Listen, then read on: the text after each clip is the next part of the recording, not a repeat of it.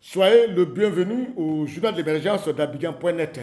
Pour tous ceux qui veulent interpeller le journal, vous pouvez m'appeler au 00225 01 08 02 31.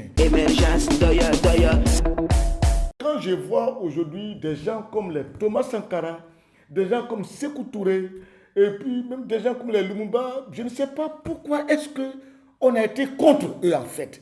Parce qu'aujourd'hui, quand je m'assois, et puis je vois le discours de ces personnes, et puis je me dis, mais qu'est-ce qu'ils ont fait de si grave pour qu'on puisse tous les vomir, pour les haïr? Un pays comme la Guinée a fait quoi? Des mauvais? Non! On en veut simplement la Guinée parce que la Guinée a dit simplement non au référendum de De Gaulle. Est-ce que quelqu'un n'a pas le droit de dire non? C'est simple. Ils ont commencé à salir le dos de la Guinée. La Guinée, c'est un pays comme ça, papa des droits de l'homme. C'est pas bon. Au niveau des pages de Thomas Sankara, qu'est-ce qu'il a dit de mauvais? Il a dit, lui simplement, il dit la préférence nationale. Le Burkinabé d'abord avant autre chose. Pensez à vous habiller au Burkina. Comme, c'est-à-dire, prenez les produits de chez vous pour vous habiller. C'est ça qu'ils ont dit et c'est mauvais. Ça lui a occasionné une mort brutale. Ce qu'on trouve, ça lui a occasionné, c'est-à-dire, le pays est resté en retard. Ils ont expédié plein de révolutionnaires là-bas, des coups d'État un peu partout. C'est la même chose comme Lumumba. Qu'est-ce qu'ils ont fait de mauvais pour que chaque fois qu'un leader africain s'élève un peu pour défendre son pays vis-à-vis de l'Europe, les Européens se mettent ensemble avec la complicité de certains leaders africains pour détruire ces personnes-là? Qu'est-ce qu'ils ont fait de mauvais? Rien du tout. Ce Koutouna, il a fait quoi de mauvais? Rien du tout. Sankara, il a fait quoi de mauvais? Rien du tout. Quand tu vois un homme comme Patrice Lumumba, il a fait quoi de... Mais rien du tout. Alors là, rien du tout. J'aimerais pas, ça dit quand je vais dire aussi que Babou a fait quoi? Rien du tout. On va dire, bon, peut-être comme il est en Côte d'Ivoire, il n'y a pas de Babou. Mais je dis, pourquoi chaque fois que quelqu'un a des idées d'autonomie, de rendre son pays indépendant, de rendre son pays souverain, ça énerve l'Occident? Je ne sais pas. Je prends le cas par exemple du franc CFA. Au niveau du Sénégal, le jeune Kémy Seba qui a brûlé un billet du franc CFA. Mais je vous dis, le jeune, il en a ras le bol. Ne regardez pas l'action du billet qu'il a brûlé. Ne regardez pas ça. Regardez le ras le bol que les pays qui le franc CFA ont. Moi, je vous dis aujourd'hui, tant que les pays africains, la zone francophone, vont toujours utiliser le franc CFA, eh bien, on sera toujours en retard. Quand tu prends un pays comme le Maroc, ce n'est pas un pays qui a des richesses. Le Maroc, c'est le tourisme. Le Maroc utilise le dinar. Mais regarde, 1 euro est égal à 50 dinars. Mais ici, pour les pays francophones, 1 euro est égal à 650 francs CFA. Tu vois comment nous souffrons énormément. Et puis, il faut qu'on rappelle, quand on lutte pour la libération de quelqu'un, moi je ne vous comprends pas. Quelqu'un qui est en prison, Babou est en prison. Pourquoi il peut y avoir des gens qui disent que Seigneur, il ne faut pas, on va le libérer? Mais priver la liberté de quelqu'un, ce n'est pas bien, je vous dis. Quelqu'un qui est en prison, si aujourd'hui ils sont en train de lutter pour que le monsieur ait toute sa liberté, est-ce que c'est mauvais? Il ne faut jamais te réjouir des malheurs des autres. Quand nous tous on est ici, et puis on a nos compatriotes, notre ami, notre frère qui se trouve dans un autre pays, qui dort ailleurs, il n'est pas parmi nous, est-ce que c'est bien?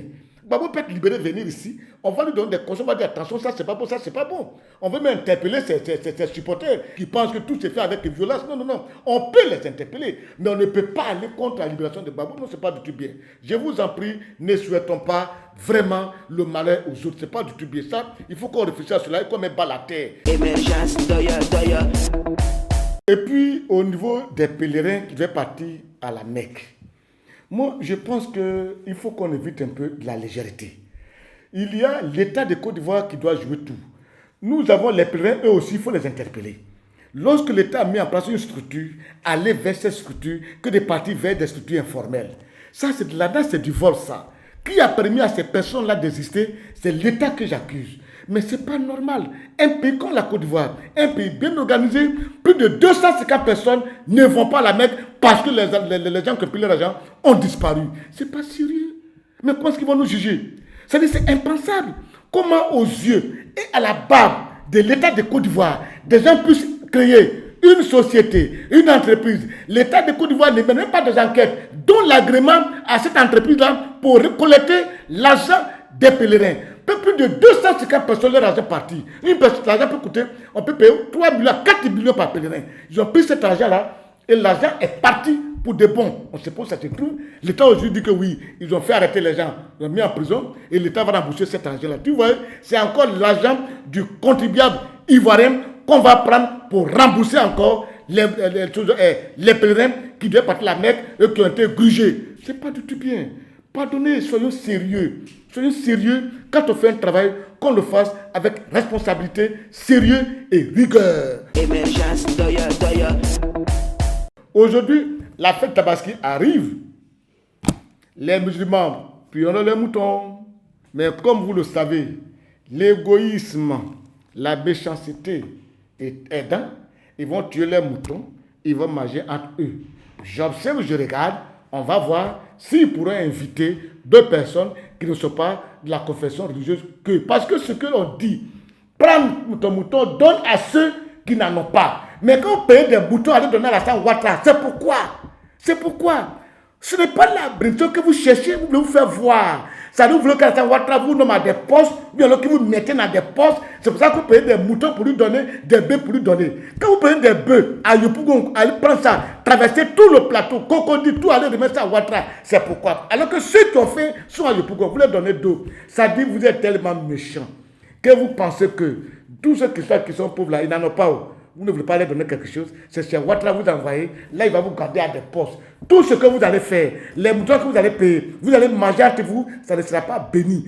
Les moutons que vous allez prendre, remettre au chef d'État là, ça ne sera pas béni parce qu'il a les moyens pour payer son mouton. Ceux qui ont besoin des moutons là, c'est des quartiers comme Agamé, Abobo, Yopougon, Gonzaqueville, ceux-là, Adjoufou, ils ont besoin de beaux bienfaits. Quand tu donnes là-bas, là, tu es béni. Celui qui a donné son mouton à la Sainte Ouattara, sa prière, ça ne va pas monter dans le ciel, Dieu ne va pas l'écouter. Et je vous jure que ces problèmes sont multipliés par 10.